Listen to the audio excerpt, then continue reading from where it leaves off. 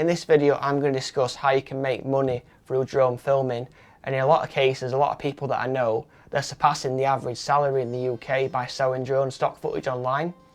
But I'm not going to clickbait and say it's going to be really easy to do this. It can take quite a few years, but I'm going to talk about some of the steps and some of the steps I'm making to have a very nice passive income stream coming in every month. Allows me to buy new equipment and a variety of other things. When you're first starting out filming drone footage, a lot of people just shoot random stuff, you know, like shots of park benches, shots of flowers, and just shots of trees, but it's not really commercially viable to shoot those sort of things.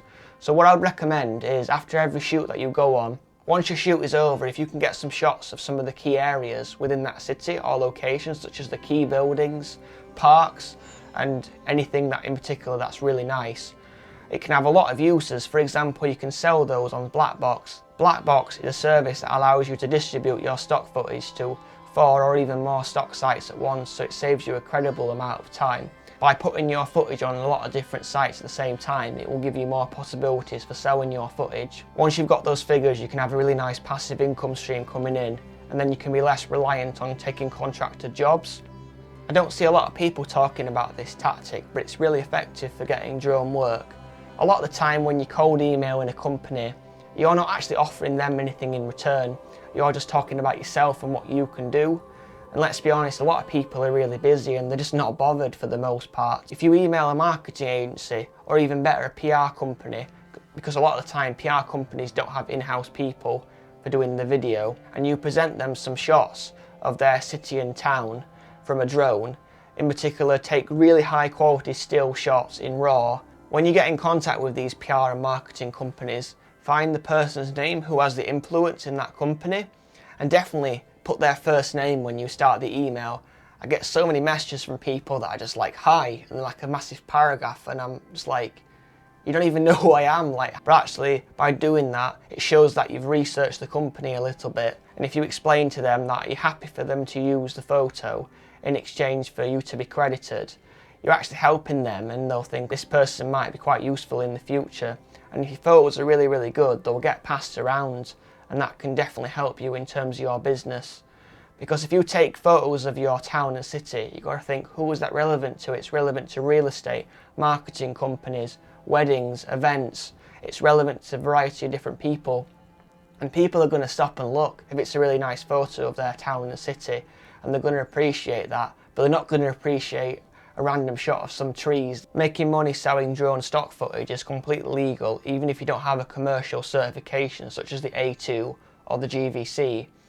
But it's a completely different story if you're selling your footage directly to companies or doing contracted jobs.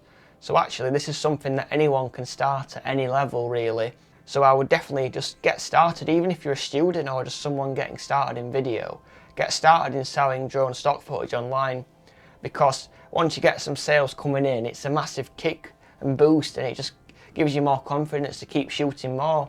I've been very fortunate as I've been able to travel to a variety of different countries, including France, Sorrento and Spain, but I didn't have a drone at the time to film. So actually, if I want to go back and get those shots, it's going to cost thousands of pounds. So definitely, whenever you go on holiday, even if it's not a professional shoot, you know, like who cares, just get some shots, get some stock footage, and actually you're testing your filmmaking skills. You can test out new techniques and things without any consequence. At the same time, you can get some amazing stock footage, time lapses and shots of drones that you can sell online. In terms of speeding up your workflow when editing drone clips, just because if you want to get to 7,000 clips, which this user has, it can take a long time, especially when you have to edit multiple at a time.